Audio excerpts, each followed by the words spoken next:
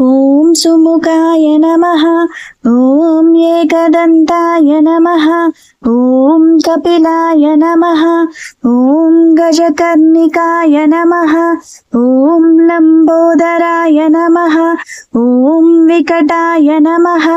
ॐ विघ्नराजाय नमः। ॐ गणाधिपाय नमः।